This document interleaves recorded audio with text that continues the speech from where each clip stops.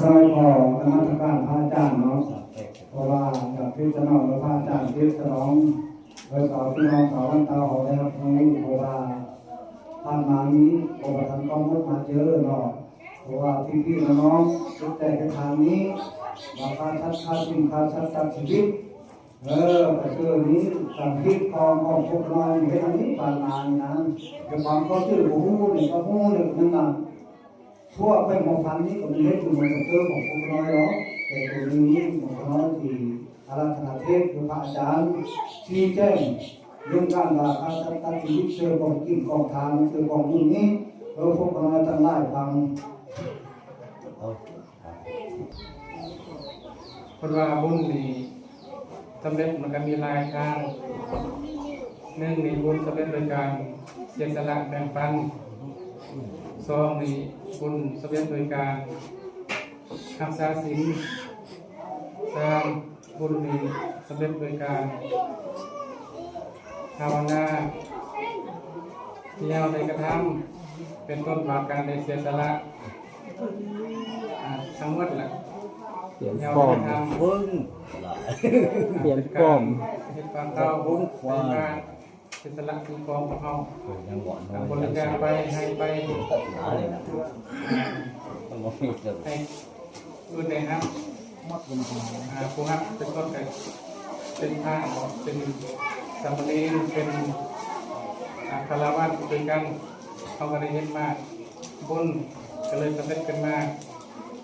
คนมาบุญเนี่ยจะเกิดการให้ทานมีผลกระบี่หนึ่ง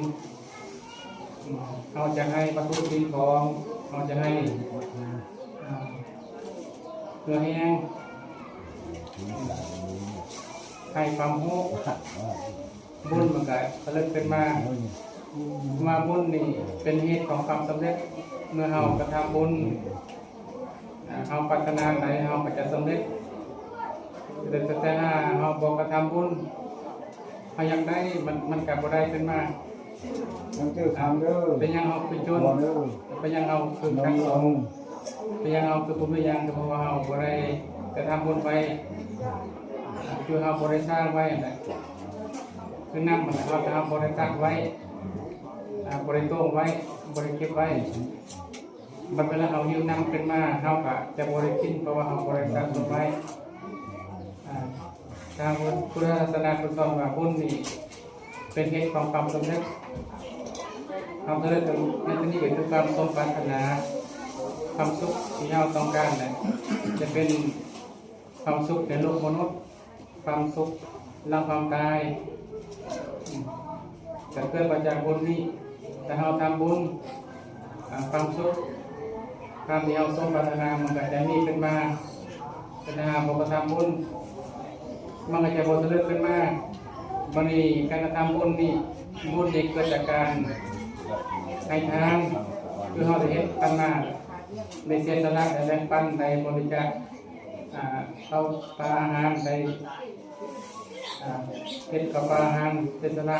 แบ่งปันอันนี้ประเภทหนึ่งในบุญประเภทที่สองก็คือบุญที่เกิดจากการรักษาศีลคือที่เราเฮ็ดกิจกรรมทางพุทธศาสนาเราก็ได้ทำสิ้นทุกเรื่องสิ้นนี้เป็นข้อยกเว้นเป็นข้อเว้นในการเปลี่ยนเปลี่ยนการทำลายให้ผู้อื่นเดือดร้อนการที่เราทำกายที่บ่ไปทำลายบ่ไปฆ่าเขาบ่ไปลักของเขาบ่ไปนอกใจซึ่งกันและกันทางวาจาบ่ตัวทางใจก็บ่เกิดพยาบาทอยากที่จะฆ่าเพื่อนคิดว่าทางใจได้คิดว่าการบ่ฆ่าในนี้การบ่ลักในนี้การบ่นอกใจซึ่งกันและกันในนี้การบ่ตัวในนี้ทางใจได้คิดว่าการฆ่าบุรีการลักบุรีการนอกใจสามีภรรยานี่บุรีการวอตัวกับบุรีทางใจนี่เสื้อแบบนี้อันนี้ก็เป็นบุญทางใจหรือบุญมันเลยเกิดขึ้นมาคือเกิดจากการรักษาศีลก็คือที่เราเฮ็ดไปแล้วหนึ่งก็คือทางกายบ่ไปทำลายเพื่อน หักอื่นเสมอด้วยหักตัวเองเฮาตึกตีเฮากับบ่มักเวลาเฮาตึกตีเฮากับบ่มักฉะนั้นเมื่อคิดว่าการที่การตึกตีในบุรีเฮาอาจจะเป็นขึ้นมาเฮามีบุคคลไปที่เขาบุคคลไปรักเขาบุคคลไปนอกใจเขาบุคคลไปรอชั่วบอกคำแยบใส่กันอันนี้เป็นศีลบุญก็เลยเกิดขึ้นมานอกจากว่าบุญเกิดจากการที่เราได้เฮ็ดเสียสละแบ่งปันสิ่งของไปแล้วประการต่อมาคือบุญเกิดจากการรักษาศีลนี้ก็คือเว้นจากการทำลายกันหูเนาะศีลเนาะศีลหูเนาะศีลหูเนาะที่นั่นคือที่เราห้ามกันสำนึกหูจิต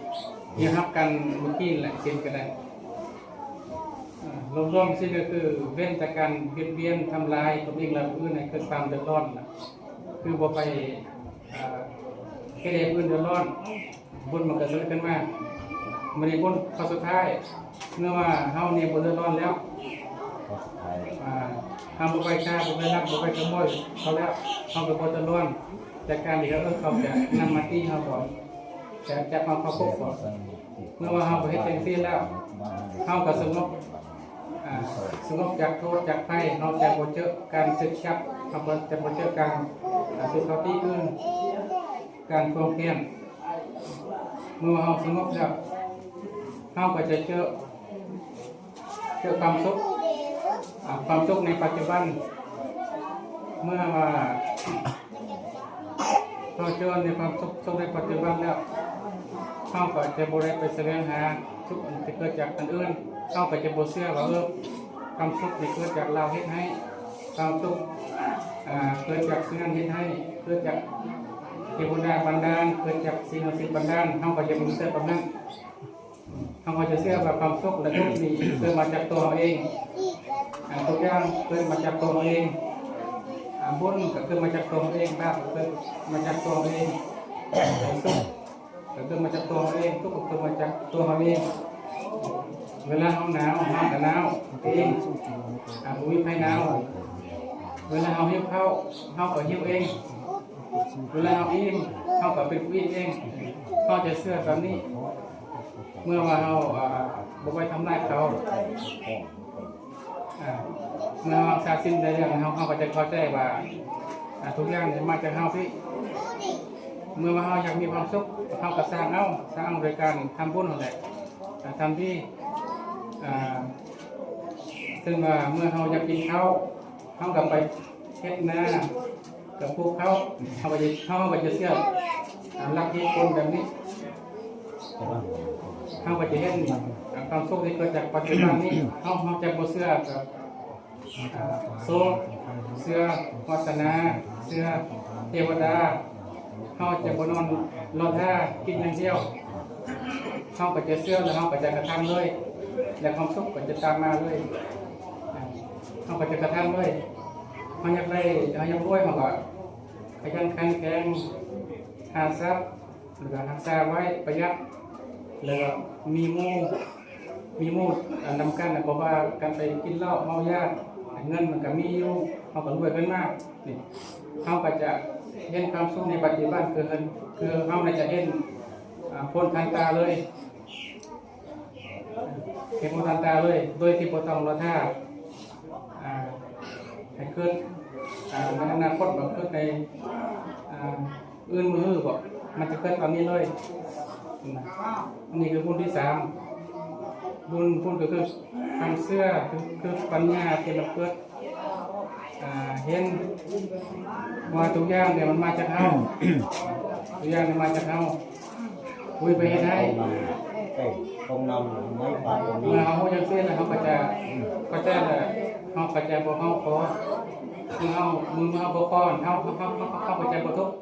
ตรงนำง่ายสิเขาก็จะบอกทุกเพราะว่าทุกนี่เขาทุกเพราะเขาขอเอานั่งคอนอนคอเขาก็เลยทุกแต่ถ้าเขาเฮ็ดเขาก็ทำนี่เขาก็จะบอกทุกซึ่งว่าเขาอยากอิ่มเขาก็กินเขาก็ยิ้มกันมากเขาจะเสียแบบนี้ ของสิ่งอื่นเมื่อเราทุกข์เราก็จะแก้ไขเองเมื่อเราจนเราก็จะแก้ไขกันบ้างบุญมันจะสำเร็จขึ้นมาบุญทางนอกนี่เช่นว่าการเสียสละแบ่งปันอันนี้มันยังอาศัยบรรลุสิ่งของในการที่จะให้เกิดบุญเกิดความสำเร็จแต่ว่าบุญตัวที่สองตัวที่สามคือจะเกิดจากการทำสร้างสิ่งบ่ต้องมีสิ่งของบ่ต้องมีวัตถุบ่ต้องอาศัยวัตถุบุญจะเกิดจากการเข้าหน้าผู้ให้แต่บ่ต้องอาศัยวัตถุอีกแล้วก็มีตลอดเวลาอีกแต่ถ้าเราบางครั้งนี่บางครั้งก็มีความจึงได้ให้บ่มีเราก็บ่ได้ให้แต่ถ้าเรารักษาศีลเฮาภาวนานี่บ่ต้องมีสิ่งของเฮาก็เป็นบุญได้คือบุญมันจะเกิดตลอดเวลาดังที่ครูบาอธิบายมาแหละการรักษาศีลนี่ก็ยังให้เฮาบ่เคยไปทำร้ายเขาบ่เคยไปยักตีเขาไปลักของเขานี่อันนี้มันก็จะเลิกขึ้นมาข้อ2ข้อ3เฮ็ดง่ายอยู่เฮ็ดสบายแต่ว่าเฮ็ดได้ยากเฮ็ดได้ยากมันนี่ เข้าใจบ่เข้าใจบ่ยังเลยรัดมาสุดตอนเขา เข้า ได้จังยัดจับมา อันนี้ครูว่าเราพากไว้ซ้ำนี่นะพระเวลาพระคนสอนก็สอนแบบนี้แหละสอนว่าทุกอย่างมันเกิดมาจากเฮาไปเชื่อมั่นตัวเองคือเวลาเฮาฮ้อนเฮาก็ฮ้อนเวลามันหนาวเฮาก็หนาวเฮามูหนาวเองเป็นหลวง เฮา ปู่ อย่าไปเชื่อสิ่งอื่นว่าสิ่งอื่นทุกคนด้านให้เฮาทุกข์บ่ทุกข์เฮาอยากกินข้าวเฮาไปเฮาพวกเขาเอาเสื้อแบบนี้อันนี้เขาอยากได้ความสุขเขาก็ต้องสร้างบุญเนี่ยเขาก็ต้องสร้างเองเขาอยากได้บุญเขาไปทำบุญเขาอยากได้บ้านเขาทำบ้านก็คือสิ่งที่ตรง ใส่ไปเสียบชื่อเร็วเรียบคน ตรงข้ามจากที่ครูบาว่ามาเขาอยากได้บุญเขาเนื่องกับบุญเพื่อจะยังบุญเพื่อจากการให้ทานช่องกับบุญเพื่อจากการรักษาศีลสร้างเลยบุญเพื่อจากการภาวนาว่าฝากไว้ซ้ำนี่แหละ